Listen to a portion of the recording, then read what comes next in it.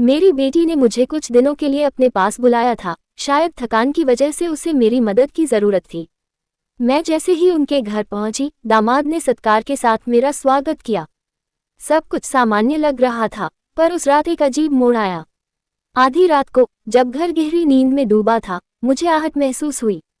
मैंने सोचा शायद कोई सपना होगा, लेकिन तभी देखा कि मेरे कमरे का दरवाजा धीरे से खुला और दामाद अंदर आ गया। वह चुपचाप मेरे पास आ बैठा और कुछ ऐसा कहा जिसे सुनकर मेरी रूह तक कांप गई। उसने बड़ी सहजता से कहा, सासू माँ, आपकी बेटी अब पहले जैसी नहीं रही, अब उसका जोश ठंडा पड़ गया है। शायद अब आप ही मेरी जरूरतें समझ सकें। मैं कुछ कह पाती, उससे पहले ही वह हदें पार करने लगा। मेरा शरीर तो जैसे जड़ हो गया था। लेकिन मेरा नाम सपना है। ये कहानी है मेरे और मेरी बेटी जानवी की और उन खामोश तूफानों की जो बाहर नहीं, दिलों के भीतर उठते हैं। एक रोज जानवी का फोन आया। उसकी आवाज थकी हुई थी। माँ, ऑफिस के कामों से बहुत उलझन हो रही है, घर जैसे हाथ से निकल रहा हो। क्या कुछ दिन मेरे पास आ सकोगी? माँ का दिल तो बेटी की पुकार पर वैसे ही बेचैन हो उठता है। बिना एक पल गंवाए मैं उसके घर के लिए निकल पड़ी। मैं पहुंची तो मुझे जानवी से पहले उसका पति, मेरा दामाद, दरवाजे पर मिला। जानवी ने मुझे गले लगाया, मगर उसके पीछे खड़े दामाद ने भी वैसा ही किया, मगर उस आलिंगन में कोई अजनबीपन था जो पहले कभी नहीं हुई थी। मुझे हैरानी हुई, मगर कुछ कहा नहीं।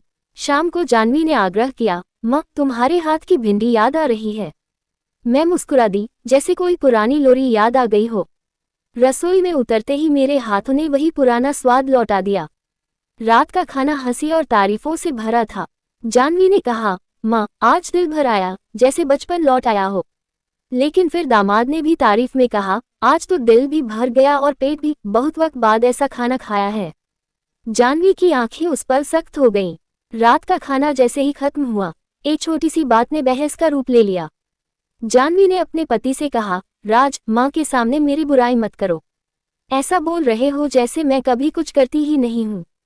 राज ने बात को मजाक कहकर टालना चाहा, पर जानवी की आंखों में नाराजी थी। मैं दोनों के बीच आए और हल्के स्वर में कहा, जानवी, छोटी बातों को इतना बड़ा मत बनाओ। राज तो यूं ही मजाक कर रहे होंगे। मैं तो रोज यहाँ नहीं रहती, सब कुछ तो तुम ही संभालती हो। मेरे कहने पर जानवी चुपचाप अपने कमरे में चली गई। मैं डाइनिंग हॉल सहेजने लगी, तभी राज भी पीछे आ गए। बर्तनों की सफाई में मेरी मदद करते हुए बोले, माँ, जानवी को तो जैसे कोई फर्क ही नहीं पड़ता। आप पहली बार आए हैं और उसने सारा काम आपके ऊपर डाल दिया। यही तो उसकी आदत हो गई है, मोबाइल में खोई रहती है। राज की बातें सुनकर मैंने सिर हिलाया। मैं टेबल से बर्तन उठाने लगी, तभी राज भी किचन तक आ पहुंचे। काम खत्म होते वक्त उन्होंने एकदम से मेरे हाथ थाम लिए। मैं चौंक गई, पर उन्होंने मुस्कुराकर कहा, सासू माँ, आपके हाथों में जादू है। आज जो खाना खाया, दिल खुश हो गया। फिर थोड़ा रुककर बोले, आप तो इस घर में मेरी हर जरूरत की पूर्ति कर सकती हैं। कोई बहनोई, सालिया या रिश्तेदार नहीं है मेरे, बस आप ही हैं जो हर रिश्ता निभा सकती हैं। अब तो मैं चाहता हूँ आप यही रहें, हमेशा के लिए। मैं हैरान रह गई। भीतर कुछ कांप उठा, लेकिन चेहरे पर एक मुस्कान रखते हुए मैं चुपचाप वहां से निकल आई। मेरे दामाद के बदले हुए व्यवहार ने मुझे अचंभे में जरूर डाला था, लेकिन उनके इरादों के पीछे की असलियत को समझने की कोशिश मैं तब तक नहीं कर पाई थी। कुछ ही दिन हुए थे मुझे जानवी के घर आए, लेकिन धीरे धीरे मुझे महसूस होने लगा कि इस घर की दीवारों पर एक गहरी उदासी चिपकी हुई है। रात होते ही उनके कमरे से आती फुसफुसाहटें, कभी तेज होती आवाजें और जानवी की चुप्पी, सब कुछ अजीब था। मैंने गौर किया, जब से मैं आई थी, उन दोनों को न कभी साथ बैठते देखा, न हंसते, न एक दूजे की ओर प्यार से देखते हुए। एक दिन शाम को जानवी ऑफिस से जल्दी लौट आई। मैंने सोचा, यही समय है जब मैं उससे दिल की बात कह सकती हूँ।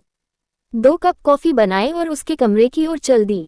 वो बिस्तर पर बैठी थी, आंखें मोबाइल में गड़ी हुई। मैंने मुस्कुराकर एक कप उसकी तरफ बढ़ाया और खुद पास बैठ गई। मैंने हल्के स्वर में कहा, थोड़ी बात कर लें, लेकिन उसने आंखें मोबाइल से नहीं हटाईं। तब मैंने हल्के से उसका मोबाइल खींच लिया और बोली, जानवी, 2 पल साथ बैठकर मन से बात भी नहीं कर सकती क्या? उसने मेरी ओर देखा, आंखों में झुंझलाहट थी, लेकिन साथ ही कुछ थकान भी। बोली, बोलो माँ, क्या इतना जरूरी है? मैंने गहरी सांस ली और उसकी आंखों में झांक कर कहा, जानवी, तू खुद को बड़ी कूल दिखाने की कोशिश करती है, लेकिन क्या सच में सब कुछ ठीक है? क्या इस घर का माहौल उतना ही शांत है जितना तू बाहर दिखाती है? मुझे जवाब मत दे, सिर्फ खुद से पूछ, क्या तू वाकई खुश है? उस पल कमरे में एक अजीब सी खामोशी छा गई थी। मेरे सीधे सवाल ने जाह्नवी के चेहरे पर एक साया फैला दिया। वो झुंझुलाई हुई बोली, माँ आप क्या कह रही हैं? समझ में कुछ नहीं आ रहा। साफ साफ कहिए, आप अब टीचर नहीं हैं और न मैं आपकी स्टूडेंट की यूँ सवाल जवाब कर रही हूँ। मैंने उसके कंधे पर हाथ रखा, गहरी सांस ली और नर्म लहजे में कहा, बेटा मैं माँ हूँ और माँ की आंखों से कोई बात छुपती नहीं। पिछली 3 रातों से तुम्हारे कमरे से आती आवाजें, वो खामोश तकरारें, मैं सब सुन रही हूँ। सब कुछ ठीक है क्या जाह्नवी? अब तो तुम्हारी जिंदगी की असली शुरुआत होनी है। इस वक्त साथ निभाना सीखना होता है, न कि अलग होना। मेरी बातों पर वो एक पल को चुप हुई। माँ आप मुझे नहीं, राज को समझाए। वही हर बात की शुरुआत करता है। आपने देखा ना उस दिन खाने की टेबल पर उसने क्या कहा, जैसे मैं कोई काम ही नहीं करती। वो धीरे धीरे खुलने लगी थी। माँ आप सोचिए, पूरा दिन ऑफिस, फिर लंबा ट्रैफिक और फिर घर के काम। आप 3 दिन से यहाँ हो तो मुझे थोड़ी राहत मिली है, नहीं तो कई बार रोटियां बनाते बनाते मेरी आंखें बंद हो जाती थी। मैं इंसान हूँ माँ, मशीन नहीं। मैं चुपचाप सुनती रही। उसका दर्द रिसता जा रहा था। राज को मेरी थकान से कोई मतलब नहीं, उसे चाहिए कि मैं हर वक्त उसकी दुनिया बंद कर रहूं। और आपको क्या बताऊं माँ, आपको यहाँ बुलवाने का सुझाव भी उसी ने दिया था। उसने सिर झुकाकर कहा, माँ जब आपने आने की हामी भरी थी तो राज बहुत खुश हो गया था। बोला था सासू माँ आएंगी तो तुम्हें भी थोड़ी राहत मिलेगी। मुझे भी लगा शायद वही बेहतर कर रहा है, लेकिन अब समझ नहीं आता वो मेरे लिए तुम्हें बुला रहा था या अपनी किसी खास जरूरत के लिए।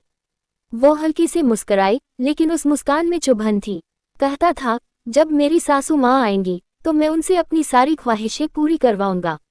माँ अब वो क्या चाहता है आपसे ये आप ही समझो। मुझे तो बस इतना अच्छा लग रहा है कि उसकी शिकायतें कुछ कम हो गई हैं। जाह्नवी की ये बात सुनकर मैं ठहर गई, मेरी सोच एक पल को रुक गई। मैंने खुद को समझाया शायद राज बस इतना चाहता है कि उसका खाना पान समय पर हो जाए और कुछ नहीं, शायद एक नॉर्मल झगड़ा है और मैं इसमें ज्यादा दखल न दूं तो बेहतर है। मैंने बात को वहीं विराम दिया और कमरे से बाहर निकल आई। अभी मैं बस हॉल तक पहुंची ही थी कि बाहर से गाड़ी की रुकने की आवाज आई। खिड़की से देखा राज जल्दी घर लौट आया था। दरवाजा खुला और जब वह अंदर आया तो मैंने मुस्कुराते हुए कहा, अरे वाह आज तो आप जल्दी आ गए। बहुत अच्छा हुआ, क्यों ना आज तुम दोनों बाहर डिनर के लिए चले जाओ। घर की फिक्र मत करना, मैं संभाल लूंगी। मैंने सोचा था डिनर के लिए बाहर जाने से जाह्नवी और राज को थोड़ा समय साथ बिताने का मौका मिलेगा, लेकिन राज ने मुस्कुराते हुए जवाब दिया, सासू माँ होटल जाने की जरूरत नहीं, आज मेरे बॉस का 50वां जन्मदिन है। एक 5 स्टार होटल में पार्टी है और हमें खास न्योता मिला है। मैंने कहा, अरे वाह, तो फिर जल्दी से अच्छे से तैयार हो जाओ और पार्टी में जाओ। पर इससे पहले कि मैं पीछे हटती, राज ने ठहराते हुए कहा, हम दोनों ही नहीं सासू माँ, बॉस ने पूरे परिवार को बुलाया है और अब आप भी हमारे परिवार का हिस्सा हैं। आप भी हमारे साथ चलेंगी। जाह्नवी ने भी मेरी ओर मुड़ते हुए कहा, माँ आप घर में अकेले बैठकर क्या करेगी? एक बार बाहर चलो न। जब से आए हो कहीं ही नहीं पाई हूँ आपको। अब छुट्टी कब मिलेगी कह नहीं सकती, कम से कम आज साथ चलो, थोड़ा मन भी बहल जाएगा। और मैं न नहीं कर सकी। मेरे पास हमेशा सफर में 1-2 अच्छे कपड़े होते हैं, इस बार भी एक हल्की पिंक नेट की साड़ी साथ लाई थी। थोड़ी सी तैयारी के बाद जब मैंने वो साड़ी पहनी, बाल ठीक से बनाए, हल्का मेकअप किया और कमरे से बाहर आई तो एक पल को सब ठहर गया। राज की नजरें मुझ पर ठहर गईं। राज की आंखों में एक अलग सी चमक आ गई। वह ठहर कर बोले, आज आपको सासू माँ कहने में अजीब लग रहा है, आप किसी भी तरह से उम्रदराज नहीं लिखती। आज तो आप किसी फिल्मी हीरोइन से कम नहीं लग रही हैं। उनकी बात पर मैं हल्की मुस्कान में सिमट गई। कुछ जवाब नहीं दिया, बस नजरें झुका ली और गाड़ी की ओर बढ़ गई। कुछ देर में जाह्नवी और राज घर लौटकर बाहर आ गए। राज रास्ते भर मेरी तारीफ करते रहे, लेकिन जाह्नवी का ध्यान कुछ और था, शायद मोबाइल पर कोई ऑफिस का मेल देख रही थी या फिर अपने ही ख्यालों में खोई हुई थी। होटल पहुंचते ही भव्य माहौल ने एक पल को सब कुछ भुला दिया। तभी राज के बॉस हमारे पास आए। उन्होंने मुझे देखकर हैरानी से राज से पूछा, राज तुम्हारी साली बहुत ही आकर्षक है, क्या वो मुंबई में रहती हैं?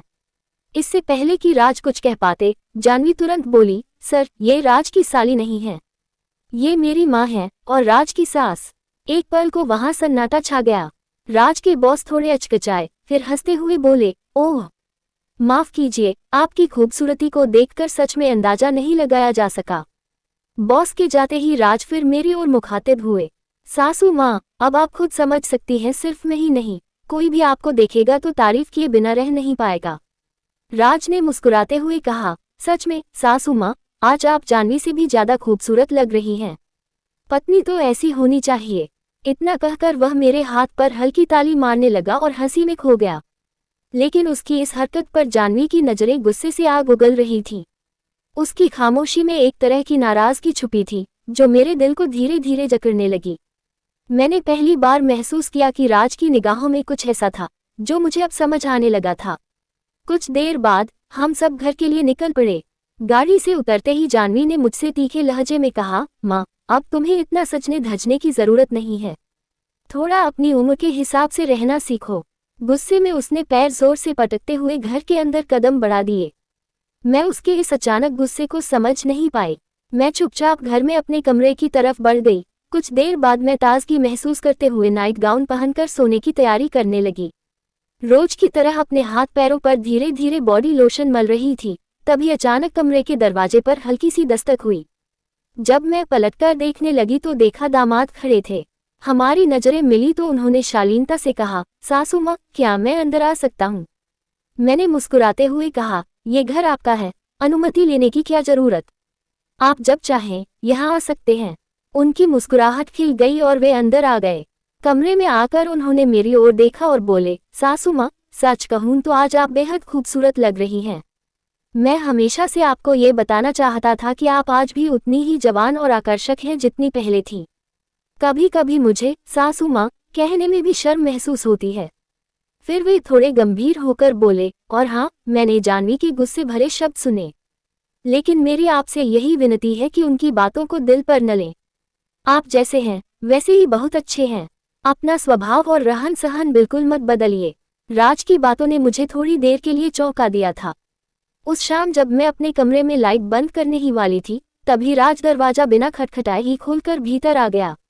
उसके चेहरे पर हल्का तनाव और आंखों में नाराजगी थी।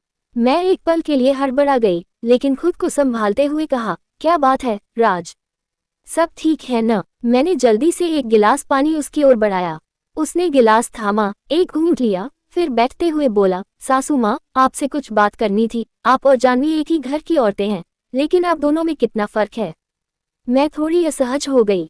उससे पहले कि मैं कुछ कहती, वह आगे बोलता गया, शादी के बाद एक पत्नी को अपने पति को कैसे समझना चाहिए, उसे कैसा अपनापन देना चाहिए, ये सब बातें आपकी बेटी को तो जैसे कोई फर्क ही नहीं पड़ता। जब भी मैं थोड़ा प्यार जताने की कोशिश करता हूँ, जानवी का एक ही जवाब होता है, मैं थक गई हूँ। मैं कुछ पल खामोश रही, फिर सोचते हुए सिर्फ इतना कहा, राज, रिश्ते वक्त मांगते हैं, समझदारी मांगते हैं। थकावट सिर्फ शरीर की नहीं, मन की भी होती है। हो सकता है जानवी खुद को कहीं खो चुकी हो, लेकिन तुम्हें भी थोड़ा सब्र रखना होगा। दामाद ने मेरी तारीफ करते हुए कहा, आपके चेहरे की चमक और खूबसूरती की तो कोई तुलना नहीं। वही जानवी अब थोड़ी बूढ़ी सी लगने लगी है। मैं उनकी बात सुनकर मुस्कुरा गई और कहा, आपकी तारीफ के लिए धन्यवाद, लेकिन याद रखिए, जो लड़की आपकी बुराई कर रहे हैं वह मेरी बेटी है। राज ने बेबाकी से जवाब दिया, मैं सच कह रहा हूँ। जानवी अब पहले जैसी नहीं रही, उसकी झुर्रियां साफ दिखने लगी हैं, जबकि आपकी खूबसूरती बरकरार है। उनकी बातों से मैं थोड़ा असहज हुई, इसलिए मैंने कहा, रात हो गई है, आपको आराम करना चाहिए, वरना जानवी आकर नाराज हो जाएगी। मैं धीरे धीरे उन्हें कमरे से बाहर निकालने लगी ताकि वह देर तक न रहें। अगले दिन शाम को जब दामाद ऑफिस से लौटे तो उन्होंने कहा, सासू माँ, कल के लिए मुझे 2 टिफिन भर कर देना। आपके बनाए टिफिन की वजह से मेरी ऑफिस में भी तारीफ होने लगी है। उनकी बात सुनकर मेरा मन खुश हो गया।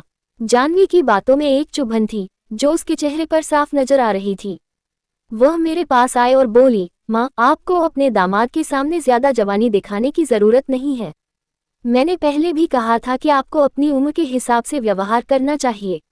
अब आप न ऑफिस जाती हैं, न कोई सामाजिक जिम्मेदारी निभा रही हैं, तो फिर इतनी तैयारियों और नखरों का क्या मतलब? मैं थोड़ी शांत रही, फिर मुस्कुराते हुए कहा, बेटा, मैं कोई दिखावा नहीं कर रही, बस खुद को खुश रखने की कोशिश कर रही हूँ। अगर मेरी देखभाल और सजना संवरना किसी को अच्छा लगे तो इसमें क्या बुराई है? जानवी कुछ पल चुप रही, फिर बिना कुछ कहे कमरे से बाहर चली गई। जब जानवी ने मुझसे कहा, कल आप राज के ऑफिस जा ही रही हैं तो जरा साधारण कपड़े पहनिए, ये रोज रोज टिप टॉप रहना मुझे अच्छा नहीं लगता, तो उसका लहजा मेरे लिए कुछ ज्यादा ही हुक्म देने वाला लग रहा था। उसकी बात सुनकर मेरे भीतर कुछ खौलने लगा। मैंने उसकी ओर देखते हुए कहा, जानवी, उस दिन तुम्हें बच्चा समझकर कुछ नहीं कहा था, लेकिन अब लग रहा है तुम्हारी हदें बढ़ती जा रही हैं। याद रखना, मैं तुम्हारी माँ हूँ और मुझसे बात करते हुए अपनी जुबान का ख्याल रखना सीखो। मैंने आगे कहा, तुम जानती हो कि मुझे खुद को सलीके से रखने की आदत है और यह आदत मैं किसी की मर्जी से नहीं बदलती। इंसान जितना अच्छा दिखता है उतना ही अच्छा महसूस करता है, यही मेरी सोच है। तुम चाहो तो मुझे कुछ भी कह लो, लेकिन मैं अपनी पहचान, अपना स्वभाव नहीं बदलने वाली। फिर मैंने एक पल रुक कर कहा, और सच कहूँ, कभी कभी तुम्हारा रवैया देखकर लगता है कि तुम मेरी बेटी हो भी या नहीं। मेरे शब्दों में नाराजगी थी। उस दिन पहली बार ऐसा हुआ था जब मैं अपनी बेटी से इस कड़वाहट और गुस्से से बात कर रही थी। अब तक जानवी ने भी कभी मुझसे ऐसे तीखे शब्दों में बात नहीं की थी। शायद इसीलिए मेरा गुस्सा फूट पड़ा और मैं चुपचाप किचन में चली गई। उस रात डिनर के वक्त भी मैंने किसी से कोई बात नहीं की। अगले दिन दोपहर करीब 1 बजे राज का फोन आया। उन्होंने ऑफिस बुलाया था, तो मैं अच्छे से तैयार होकर निकल पड़ी। शाम को जब हम दोनों साथ घर लौटे तो जानवी की नाराजगी साफ उसके चेहरे पर झलक रही थी। उधर राज अब मेरे साथ बहुत विनम्रता और आत्मीयता से पेश आने लगे थे। हर 2-3 दिन में वह मुझसे कहते, सासू माँ, ऑफिस में बॉस या दोस्त आपसे मिलने के लिए पूछ रहे थे। कभी आपकी तारीफ करते हैं तो कभी कहते हैं, एक बार फिर मिलना है। उनकी बातों से साफ झलकता था कि वह अब मुझे सिर्फ एक रिश्ते में नहीं, किसी और नजरिए से भी देखने लगे हैं। उस सुबह नाश्ते की मेज पर हमेशा की तरह राज ने मुझसे मुस्कुराते हुए कहा, सासू माँ, आज भी ऑफिस में थोड़ा काम है, आप घर के काम जल्दी निपटा लीजिए, फिर आपको चलना होगा। मैंने चुपचाप सिर हिलाकर सहमति जताई। जैसे ही वह ऑफिस के लिए निकल गए, जानवी ने मुझे रास्ता रोक लिया। वह गुस्से से भरी हुई थी। तीखे लहजे में बोली, माँ, मैं कई दिनों से देख रही हूँ, तुम रोज राज के ऑफिस जा रही हो और शाम को उनके साथ हंसते मुस्कुराते लौटती हो। अब तुम बताओ, क्या अभी भी तुम्हारा और राज का रिश्ता सिर्फ सास और दामाद का रह गया है, या फिर कुछ और बन गया है?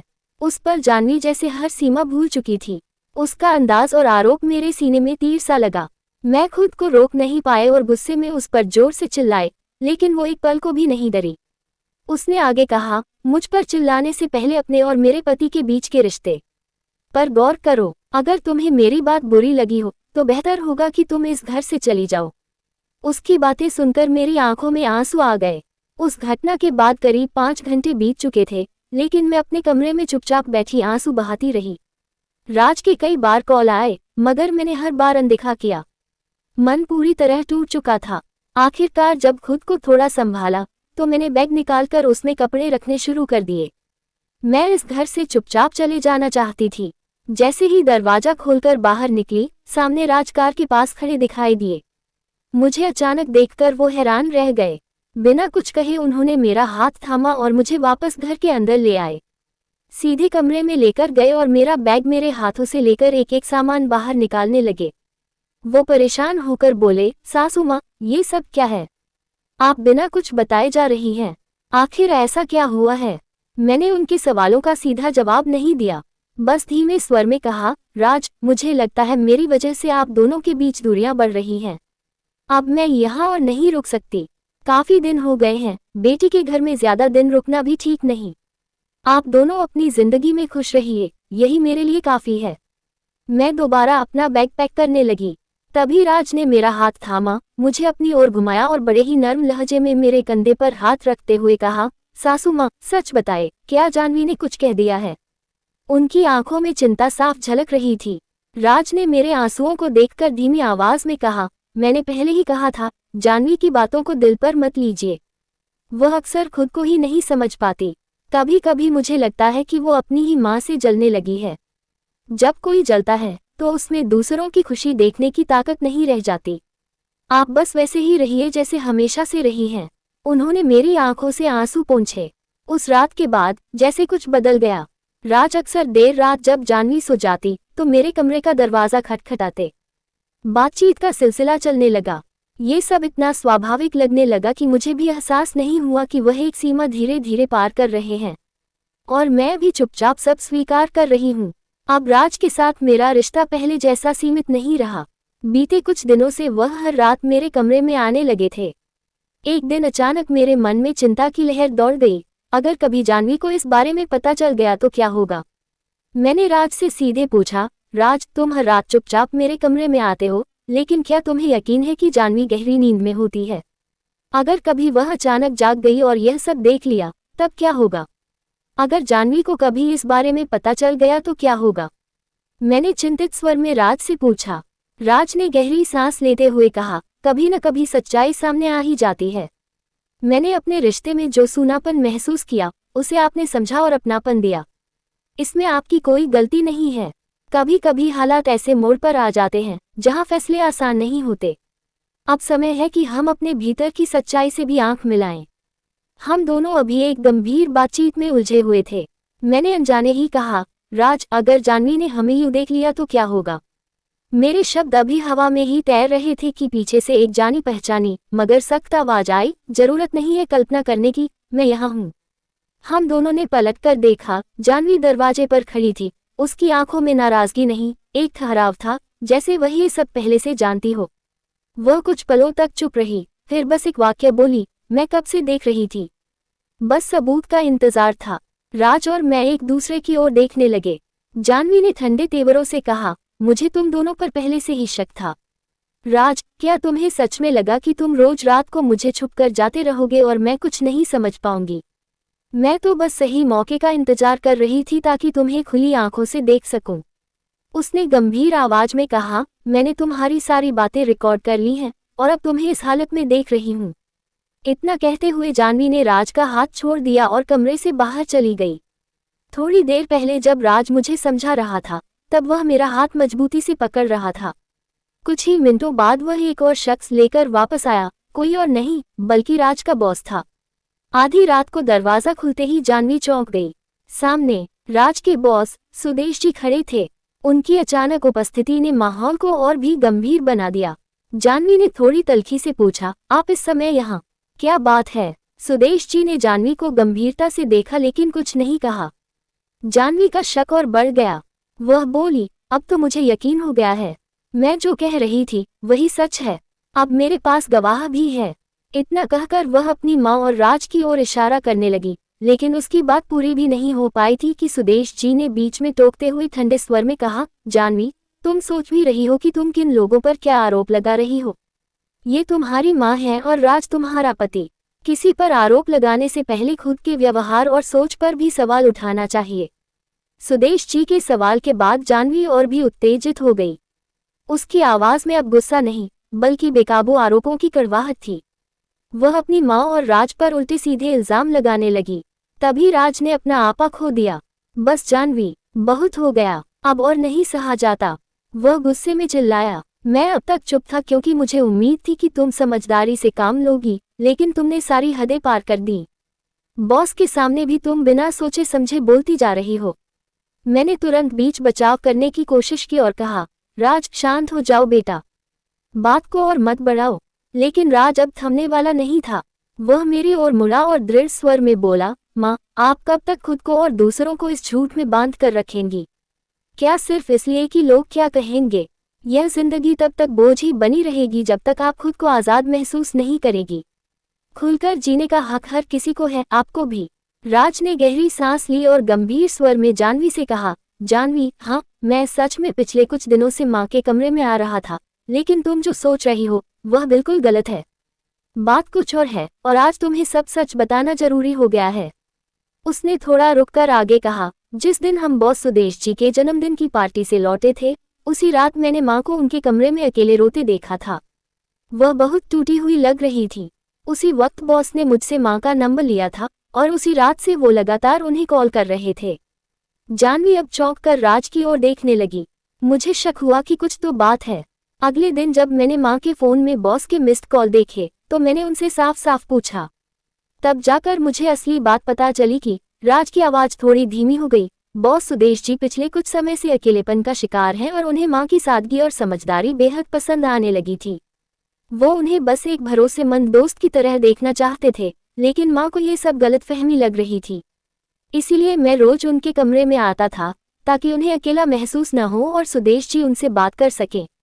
राज ने जाह्नवी की ओर देखा और बोला, अगर तुम्हें विश्वास नहीं होता तो तुम खुद उनसे पूछ सकती हो, लेकिन इससे पहले किसी पर आरोप लगाने से पहले सच जान लेना जरूरी है।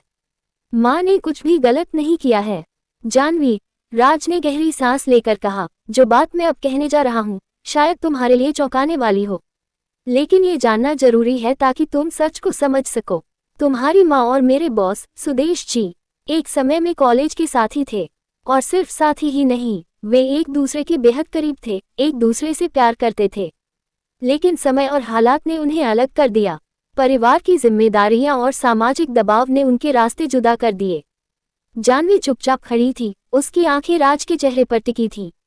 3 दशक बीत गए, लेकिन किस्मत ने अजीब खेल खेला। जब तुम्हारी माँ हमारे घर आई और सुदेश जी से एक बार फिर आमना सामना हुआ, तो उन दोनों की पुरानी यादें फिर से जाग उठीं। मैंने कभी माँ से कुछ नहीं पूछा, लेकिन बॉस ने एक दिन मुझसे इस बारे में बात की। उन्होंने कहा कि वह फिर से माँ को देखकर कुछ महसूस करने लगे हैं, एक अधूरी कहानी का फिर से जिंदा होना। मैंने भी देखा कि माँ के चेहरे पर धीरे धीरे रौनक लौट रही है। वह पहले से ज्यादा सजीव लगने लगी थी, इसलिए मैंने जानबूझकर कुछ मौके ऐसे बनाए ताकि माँ और सुदेश जी खुलकर बात कर सके, अपने अधूरे एहसासों को समझ सके।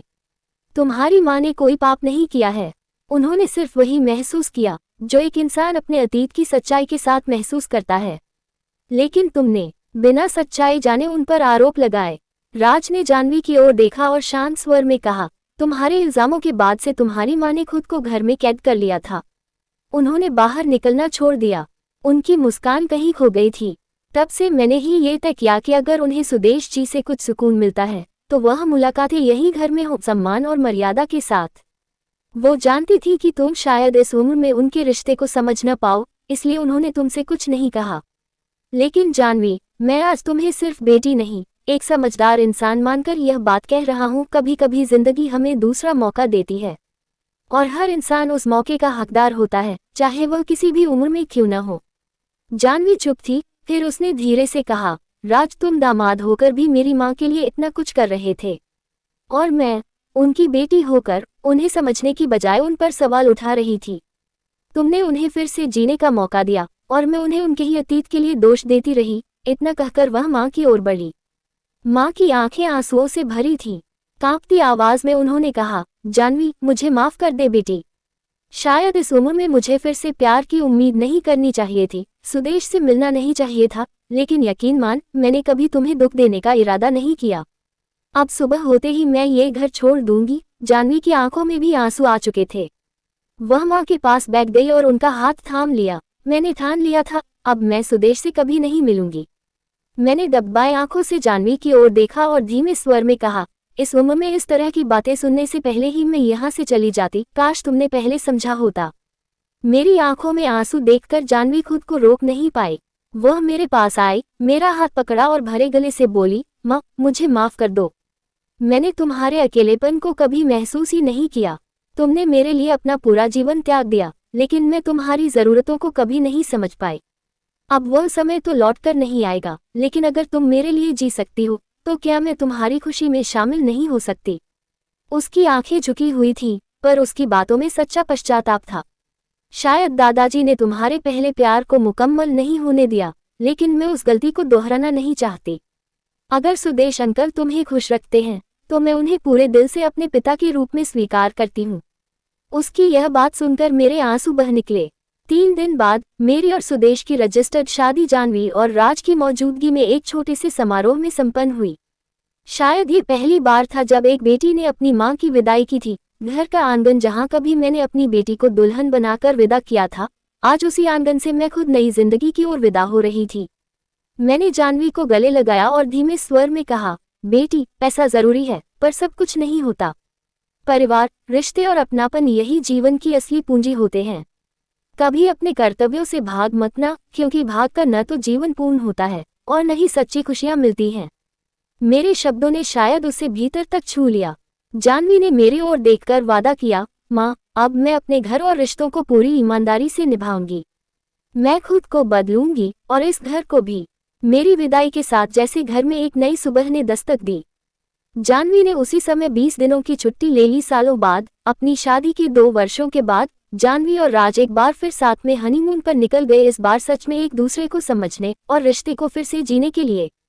तो दोस्तों, प्यार और रिश्तों की कोई उम्र नहीं होती। जब दो दिल सच्चे जज्बातों से जुड़ते हैं, तो समाज के बनाए नियम भी छोटी बातें लगने लगती हैं। रिश्ते जन्म नहीं लेते, बल्कि समझदारी, अपनापन और विश्वास से धीरे धीरे बनते हैं। जरूरत सिर्फ इतनी होती है कि हम एक दूसरे की भावनाओं को महसूस करें और उन्हें समझने की कोशिश करें। ये थी आज की हमारी खास कहानी, अनकही लेकिन दिल को छू जाने वाली दास्तान। अगर आपको ये कहानी पसंद आई हो तो कृपया इसे लाइक करें, अपने विचार कमेंट में जरूर साझा करें और हमारे चैनल को सब्सक्राइब करना न भूलें। और हाँ, इसे अपने दोस्तों और परिवार के साथ जरूर शेयर करें, शायद किसी की सोच बदल जाए। धन्यवाद और फिर मिलते हैं एक नई कहानी के साथ।